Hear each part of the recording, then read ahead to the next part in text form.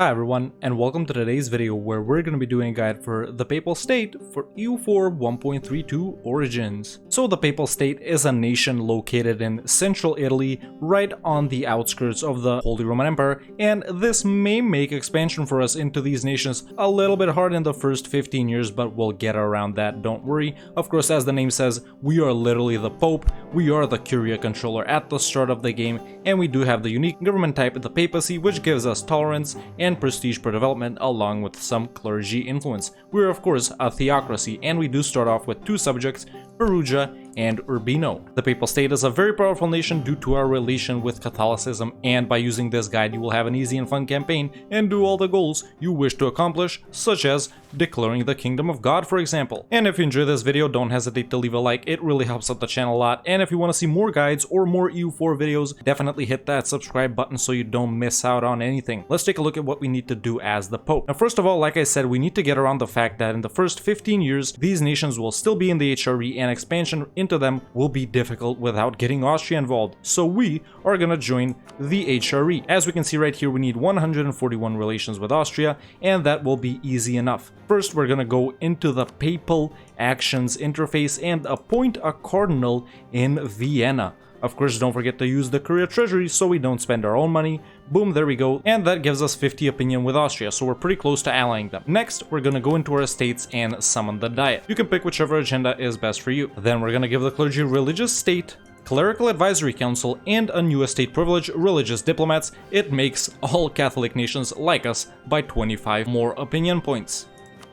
Then we're gonna give the nobility primacy of the nobility, increased levies, aristocratic councillors, and strong duchies. You may be tempted to give them nobility integration policy, but we don't need it, our subjects are small, and it won't matter too much. And then we're gonna give the burghers land of commerce, patronage of the arts, commercial advisory board, and indebted to the burghers. Then we're gonna sell titles and seize land. We're not gonna be hiring any advisors at the start, we're not that rich. But we are gonna take our army, take these two cavalry regiments and destroy them. They're too expensive, and instead of that, we are gonna hire the Free Company. This Free Company is cheaper to maintain than those two cavalry regiments. We can also take these two light ships and tell them to protect trade in Genoa and tell them to go home during war. Now we're gonna start spying on Siena with one of our diplomats, improving relations with Lithuania with another one, and finding an ally with another one. I recommend allying someone in Italy that you're not gonna fight very soon, such as Milan or Savoy, but check to make sure Savoy hasn't rivaled Austria. It does happen pretty often. If Switzerland hasn't rivaled Austria, you should ally them. In my case, they have, so I won't be doing that. We do need to ally Switzerland for this mission,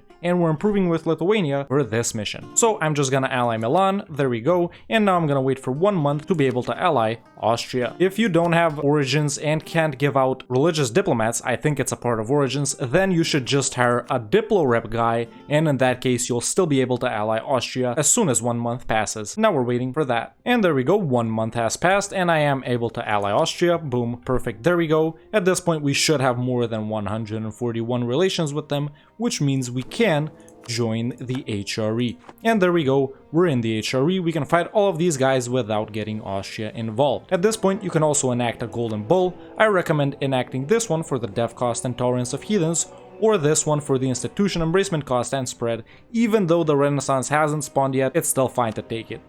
Once you've allied Austria, you can start improving relations with Switzerland to ally them as well, if they haven't rivaled Austria, like I said. In my case they did, but I guess that ended, so I will be trying to ally them as well. And at this point we can set a few rivals too. I recommend rivaling Provence, and then waiting around to be able to rival some of these other guys right here, because they will become available. Don't rival Austria or someone like that, right? Or the Teutons. So you can ally Savoy, like in my case here, and I'm gonna leave the last one open. Now we're waiting for either the surrender of main war to happen or to get a spy network on Siena. And once you ally Switzerland, you will be able to fulfill the mission Catholic Confraternity, or whichever third nation. It doesn't have to be Switzerland, it'll give us 100 diplo.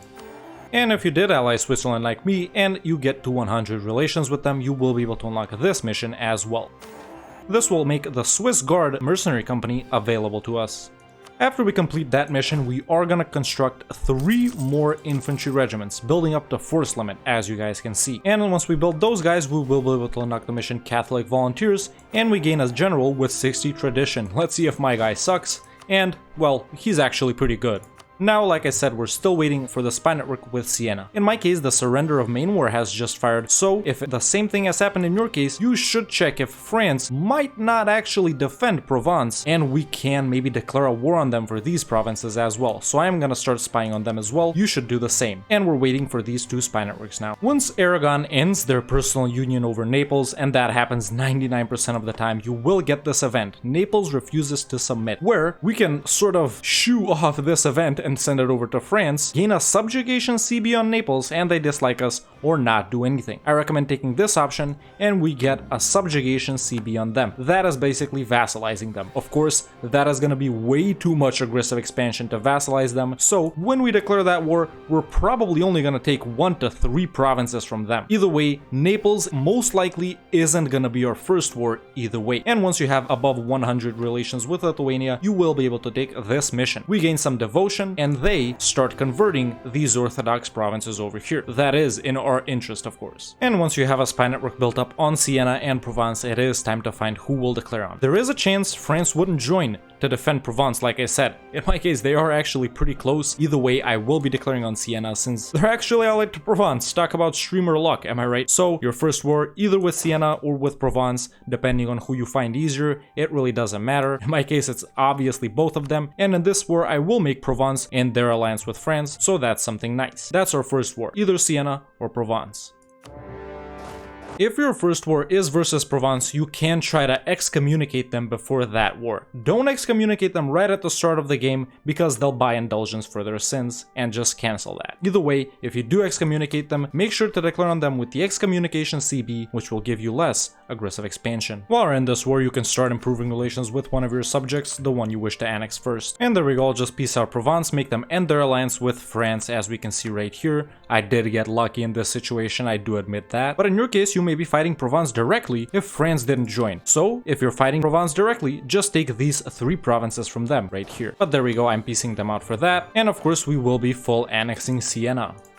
And that's your first war done. Either you have Siena or these 3 provinces right here. Now it's time to prepare for our second war, which is most likely going to be versus Naples or Florence, one of those 2 nations. In my case, once again, those 2 nations have allied each other, so it doesn't really make a difference. We will want to take advantage of the subjugation CB. Of course, you may not have gotten the event. Very rarely you don't get it, but 99% of the time you will get it. At this point, you should also start improving with your other subject and with outraged countries as well. Now, because Aragon just declared a restoration of union war on Naples, I need to act fast here and take advantage of my CB before Aragon takes them back. So my second war is gonna be versus Naples. In your case, if you fought Provence, your second war can be versus Siena. If you fought Siena, your second war can be versus Provence, or Florence, or Naples, like in my case. So these are the 4 nations which we are focusing on the first. Don't pay attention to Venice or anything like that, or Aragon or Genoa. These 4 nations. So there we go. First, I'm actually gonna go and try and excommunicate Naples. That is possible. There we go, they are excommunicated. We do have the excommunicated ruler CB, which does give us way less aggressive expansion instead of the subjugation CB, and I will be declaring a conquest of Naples. Of course, if you can't excommunicate them, you should declare with this one, but like I said, don't vassalize them. It's way too much aggressive expansion. And there we go, the war is over. It seems that me and Aragon have split Naples about equally. And when piecing out other nations here in Italy, don't take stuff from them, of course. We are just gonna do some war reps, or just some money, or even just white piece them so we can fight them as fast as we can. I'm just gonna take war reps from Florence, that's it. I want a short truce, there we go, they're out. And like I said, we're not gonna be vassalizing Naples no matter which CB we use. The first thing we want to focus on over here is the province of Naples. So check aggressive expansion, check how much you'll get. If you declare it with the excommunicated ruler CB, you will be able to take more. If you declare it with the subjugation CB, you'll be able to take less. In my case, I'm just gonna take these 4 provinces right here along with all their money and war reps, and I'm probably gonna let Aragon subjugate the rest of them again. If you declare with the subjugation CB, I recommend just taking Naples and Abruzzi up here. And that's our second war done. You may have fought Siena for your second war, or Florence, or Provence, or Naples, just like me. But now, after we fought those 2 wars, we do need to chill because aggressive expansion is getting high. We are in the HRE and in Italy. By this point, the Renaissance may have also spawned, and because we're in Italy, it can spawn in Rome. Sure, you could save scum it, but who has time for that? And you're gonna get it pretty fast either way since you're already in Italy. In my case, it spawned in Florence. Of course, don't forget to call the Ecumenical Council so we can increase our chance of retaining the Papal Controller title. There we go, I'm investing some money right now and my chance to remain the Papal Controller is increasing. Usually after Pope Eugenius here dies, either the Pope retains the control or England sometimes gets it. They do invest quite a bit. So there we go, I'm gonna invest some more to increase our chance. If you don't know, we do get very nice things from being the Curia Controller. Stab cost, Diplomat's prestige. Advisor cost minus 20% is very strong. Aggressive expansion impact minus 20% also extremely strong. Possible advisors, tech cost, leaders without upkeep, clergy loyalty. It's very good to remain the Curia Controller, even though we can't use the papal actions up here. And when you get a new pope, you should of course once again select the institution embracement cost and spread Golden Bull, of course if you retained the Curia Controller, that is. Once we're done with our first 2 wars, we're improving with our subjects so we can annex them as soon as 1454 comes around. We're improving with outraged countries, and we're improving with allies. Once we annex these guys, we'll continue with our conquests. At this point, you can also activate the Encourage Development State Edict in your capital state of Lazio Umbria and dev up Rome up to 30. It is pretty close to 30, so just dev it up with mill and dip as well. After your first 2 wars, you are also probably wealthy enough to be able to hire 3 advisors and still make money. And in my case, Pretender rebels just won in Naples, so they're independent again. It seems that we still have the subjugation CB, so that's pretty nice. Once December 1454 comes around, you will be able to annex both of your subjects, Perugia and Urbino, and I do recommend annexing them both at the same time. It'll be very quick, they're just small 1 province minors. Keep clicking this button and spending money to retain the Curia Controller. It's one of the most important things you're gonna be doing all campaign. So just keep buying those, man. Keep buying them. When you embrace the Renaissance, you will be able to take this mission, found the Vatican Library, we'll get an event. Boom, there is the event, so we can establish it and gain these effects until the end of the game. Admin tech cost minus 5% and national rest minus 2, Diplo tech cost minus 5% and Diplo rep plus 1, and mill tech cost minus 5% and army tradition from battles plus 50%. I do think this is the most powerful one, the military edition. You can go with whichever one you want, all of them are really good, but I recommend fund a library about the military arts. And once you annex your 2 subjects, it is time for our 3rd war. By this point, aggressive expansion has gone down sufficiently. Once again, we're fighting the same 4 nations that I mentioned: Siena, Florence, Naples, or Provence. In my case, it is gonna be Provence, since I did dissolve their alliance with France. Sure, they ally Bohemia, and Bohemia is pretty strong too, but we can totally take them, so I will be declaring on Provence. Of course, always check to see if you can excommunicate the nation you are fighting. In my case, I can excommunicate Provence, so I will do that. There we go, once again, a nice excommunication CB for way less aggressive expansion. That's one of the main things we can do as the Pope, use the excommunication CB, one of the most powerful tools in our arsenal. And there we go, I'll be declaring on Florence for the conquest of Ice using the excommunicator ruler CB. You only get claims on the provinces that you border with the excommunication CB. That's why I can only declare for these 2, right? If you excommunicate someone you don't border, you basically can't declare on them using that CB. So the nation you excommunicate want to fight, you have to border them. Now, depending on what your long-term goals are for the campaign, you are going to be choosing a different tier 2 government reform. We have the internal mission, which gives us tolerance of the true faith plus 2. I think this is the weakest one, and I don't think you should take this one in any scenario. Then we have the external mission, which gives us manpower recovery speed plus 10%. I recommend taking external mission if you plan on expanding quite a lot, if you plan on blobbing. Then we also have the mission to civilize, which gives us native uprising chance and native assimilation. Of course, you can't take that right now, but if you have exploration or expansion and plan to colonize, you should definitely take that one. And if you plan to play tall, for example, conquer the entirety of Italy and not expand too much outside of that, maybe over here in the south of France, maybe in the Balkans. So without too much expansion, I recommend taking mission on the high seas, so you can win some naval battles here in humiliation and trade wars. But I do recommend external mission for blobbing, that's what I'm gonna take. And there we go, my war with Provence is pretty much done. I can't go occupy Bohemia, I don't even have access, and I only want these 3 provinces either way, which they will give to me, so there, I will be piecing them out. and that's what you should take in your war with Provence. You may have fought someone else like Naples or Florence in this case instead of Provence like me, in which case you'll take as much as you can without incurring a coalition, maybe something up to 30 something aggressive expansion. When fighting Florence, of course you're not gonna full annex them or something like that, very valuable provinces, you're gonna be picking away at them one province by one. But that's our third war done. You may have fought someone else instead of Provence like me, but either way, after our third war, it's time to chill again. Now, somewhere during the 1460s, of course, the Shadow Kingdom event will fire where Austria chooses whether to try and rein in the Italian nations or let them be. And usually, most of the time, all of these nations over here will leave the HRE unless they're allied to Austria or really like them or something like that. In my case, I do think every nation in Italy will leave the HRE. Now, of course, you can stay in the HRE if you're allied to Austria, or you can leave, it's totally up to you. I do recommend staying if we're still allied to them, and then leaving when we get too big. You'll see when we get the pop-up, and I'll show you guys. During this time, as you guys know, the Ottomans like to declare on Albania. And who's guaranteeing Albania? Of course, it's Venice. Now, in my case, they're at war with Castile, but either way, it's the same principle. The Ottomans are fighting Venice. This is precisely the chance that we need to take advantage of and fight Venice ourselves when they're in a war with the Ottomans. We won't get that much AE from them, they're not in the HRE, so keep an eye out for that when Venice are fighting the Ottomans and use that exact moment to declare on them as well. I will be declaring on them now, lots of their allies won't join, and I can call in my own allies to take advantage of that. Of course, as you guys know, Ravenna here is a core of ours, so that's what we'll be declaring on, and there we go.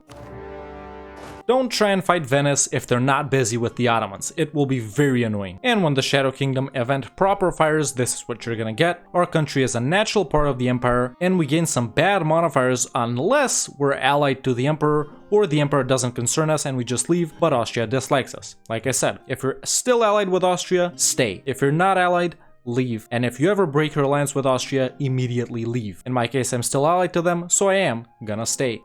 And it does appear that all other Italian nations have left, which is excellent. For your first idea group as the Papal State, I recommend taking divine ideas. Devotion, fire damage received, leader cost, morale, culture conversion cost, and cost of enforcing religion through war, unrest, manpower, and missionary strength. All around an awesome idea set. It's special for theocracies like us, and I do recommend opening up with divine ideas.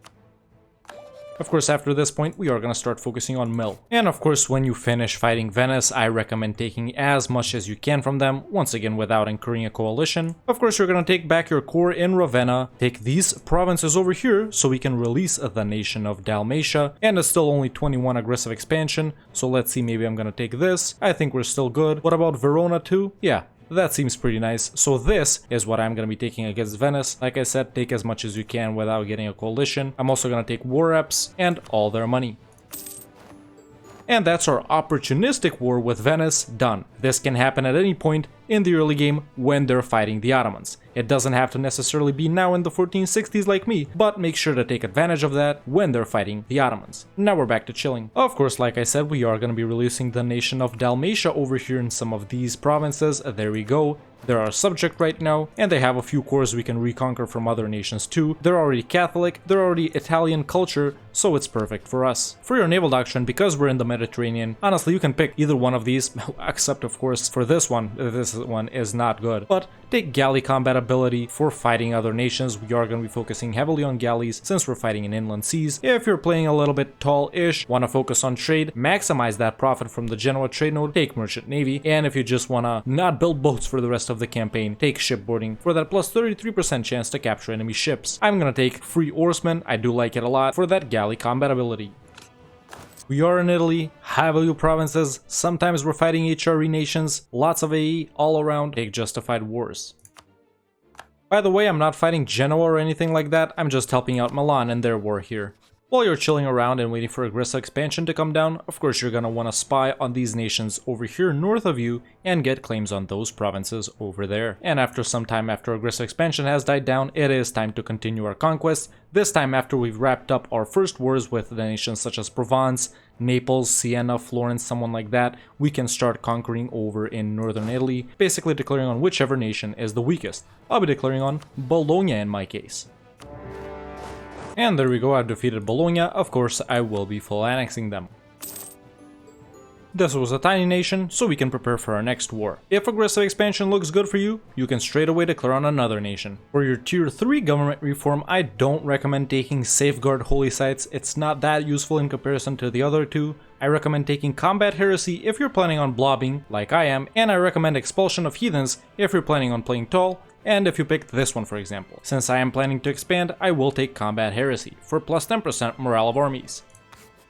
By the way, I'm not fighting Savoy, just helping out Milan once again. And now I'll be continuing my conquest versus other nations. At this point, once again, we're fighting the weakest nations. And also at this point, you may consider breaking your alliance with whichever nation in northern Italy you were allied to, such as Savoy or Milan, for example. I'm allied to Milan, so once I finish up my war with Ferrara right here, I will be breaking my alliance with them because they have allied Ferrara. And I'll call in these guys too. Well, maybe no need to call in Castile to make things a little bit easier. And there we go, now I finished off Ferrara. I did take lots of stuff from Milan because, like I said, it was time to break our alliance with them. And surprisingly, I will be full annexing Ferrara. It is a more aggressive expansion than it needs to be since I did lose the Curia controller. Now it's Poland. Even though I had enough money invested, I had around a 59% chance, I still lost it to Poland. These things will happen, it's just RNG, man. But the more you are the Curia controller, the better. Of course, we always have the highest chance because we are the Pope. But either way, like I said, I will be annexing Ferrara and taking all their money. At this point, aggressive expansion may be pretty high, so it is time to chill again. But once you do have enough provinces in Marche Abruzzo or Emilia Romagna, those are these two states, you will be able to unlock this mission right here, which gives you further claims in the north of Italy, right here to be exact. After aggressive expansion has died down, it is time to commence your wars once again versus the next weakest nation, and you can even choose to vassalize some of these nations for even less aggressive expansion. In my case here, I think I'm going to declare on Florence, and then just reconquer Florence from Lucca right here. It is a very high def province, and we are better off reconquering it. So I'm going to be declaring on Florence, and sure, I'll call in my allies once again to easily take care of Milan. Of course, if you're still the Curia controller, you should be excommunicating any nation you fight, or at least checking to see if you can excommunicate any nation you fight. And there we go, I've defeated Florence, and to take their provinces, it would still not be a lot of aggressive expansion, but I do want to save some admin points at this moment. Since I am going to be doing an admin idea group, you should check to see if you can do something like that if you start working on your second idea group, and I will recommend an admin one, so stay tuned. But I will be vassalizing Florence and using them to reconquer the province of Florence. See, aggressive expansion, it doesn't make too much of a difference. Vassalizing them is 20 AE, whereas taking the provinces is 24, but either way, like I said, I'm doing this mainly to save on some admin points. And there we go. And for your second idea group as the Pope, of course, I recommend taking religious ideas. Is it overkill? Could be, but it does have a nice policy with divine as well for morale and shock damage. Of course, we're gonna want to use this CB, even though we're gonna get a similar CB way down the line from our government reforms. Either way, come on. Divine and religious, you gotta lean into the whole Pope thing, am I right? If for some reason you don't want to take religious, I recommend economic for your second idea group.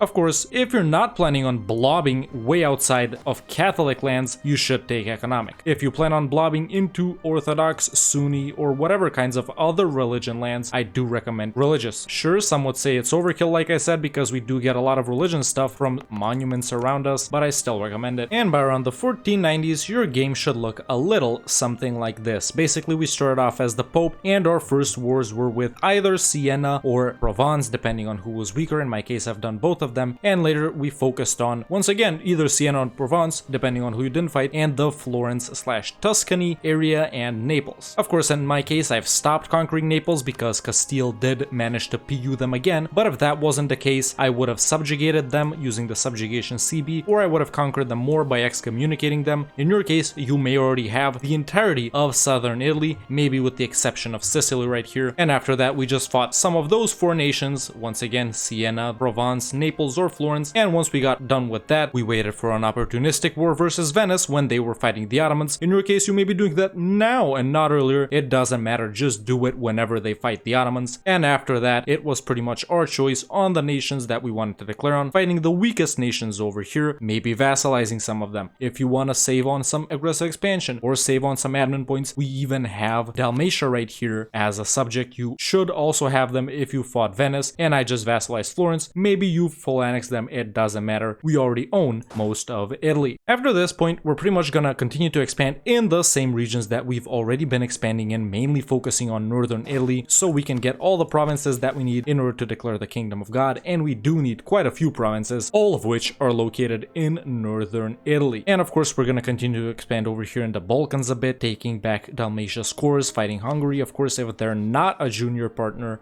of Austria, and even if they are, you can break your alliance with Austria, it's no big deal. Maybe France isn't this powerful in your game, and you can continue to expand in this region as well, maybe pushing into southern Germany later once you conquer all of northern Italy. And of course, once you get some provinces that border some Tunisian provinces over here, such as provinces that Aragon owns in my case, you can also start expanding into the Maghreb region as well. You will be following down your mission tree. Some missions are a little complicated to do since they feature a lot of estate stuff, and it's kind of hard, for example, to get the nobility at 60 or more loyalty but less than 50 influence, have all of the Crusader states have good opinions of you, maybe the Teutons don't even exist, in which case that disappears from the mission. But either way, it is hard to do some of these missions that feature estates and stuff like that. Either way, you will continue to follow along your mission tree. Some even guide you to conquer all the way into Japan and China and colonize and stuff like that. This branch leads you to conquering Italy. We have some playing tall branches and some missions focusing on Catholicism and strengthening the Catholic faith. By this point, we're making a ton of money. As we can see, 10 ducats right here. I do have only 2 burger loans, not a big deal at all. I'm taking them on purpose to build stuff. Only 0.2 ducats interest, so it's not a big deal at all. We can even start collecting in Venice at this point from Valencia, for example. Let's see if that changes. I'm making 10.66 right now. And if I collect in Venice, I'm making 13.43. So definitely once you have a bigger foothold in the Venetian trade node, definitely start collecting there instead of transferring from Valencia or Alexandria. By this point, I've also been building a ton of buildings. As you can see, marketplaces in all of these blue provinces, the ones that are centers of trade. I've built production buildings and all the high value trade goods as well. Funnily enough, even though we are the Pope, I haven't built any churches and I've only inherited ones from the nations that I've conquered. Ooh, 0.4 ducats if I build one in Rome? Sign me up. And of course, you will continue to build all of these same buildings in the centers of trade, in the high value trade goods. You will be upgrading all of your centers of trade to level 2 as well, upgrading maybe Rome to level 3, Venice to level 3 once you get a hold of it. You can have as many level 3 centers of trade as you can have merchants, remember that. We have a pretty powerful army. I could buff it up way more, to be honest. We're not even at force limit. We have a pretty decent sized navy, galleys, transports to move around, and we should also have some boats protecting trade in Genoa. I do recommend getting a 10 stack to protect in Genoa, another 10 stack to protect in Venice, later buffing them up to 20, later to 30,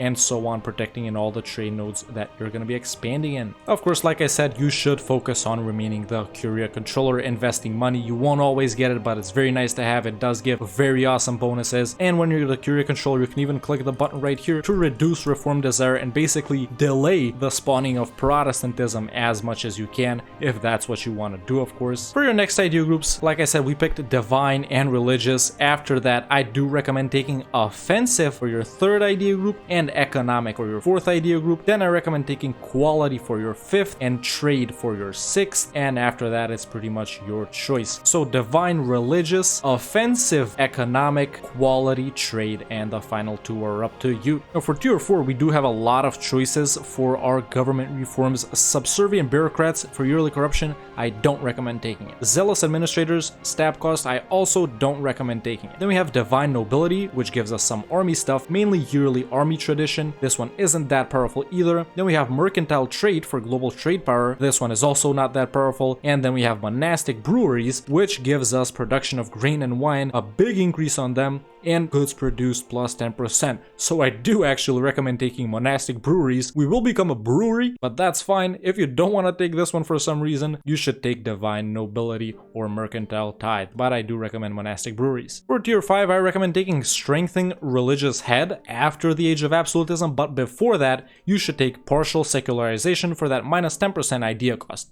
Of course, after 1600, I recommend swapping to this one. Before the Age of Absolutism, I recommend taking Clerical Commission for tier 6, and after 1600, I recommend taking Divine Guidance. For tier 7, you should take God and Man for even more missionaries and missionary strength, but if you already have enough of that, since we are taking religious, then you should take Church and State for +1 free policies. And for tier 8, I recommend selecting the Global Crusade, which gives us the Great Holy War CB, allowing us to force religion on any nation. But if that's not your thing and you're not blobbing that much, I recommend taking One State Under God for war score cost versus other religions. It's very nice, and if for some reason you're not converting that much, well, you should take the Many Fingers of God for tolerance of heretics and heathens, although I don't recommend this one. The Papal State has 3 achievements you can do as them: Holy Trinity, where as the papacy you need to own Jerusalem, which is right here, and have the Livonian Order, Teutonic Order, and the Knights as Marches. Of course, you can't get this achievement with this guide, it requires a completely separate guide. And then we have the Kingdom of God, where starting as the Pope, we need to become the Kingdom of God, basically take this decision. You're gonna be doing that anyway. And then we have Holiest Roman Emperor, where either as the Papal States or the Emperor, we need to have the Papal States as an elector, while the HRE is officially Catholic. Once again, I don't recommend doing this one with the Pope, it's much easier with Austria. And like I said, by around the 1490s, your game should look a little something like this. Let me know in the comments below what's the next nation that I should do a guide on. If you want to watch me do stuff like this live, you can follow me on twitch.tv/TheRedHawkLive. And if you want to catch up on stuff from over there, you can subscribe to the second channel where we do playthroughs.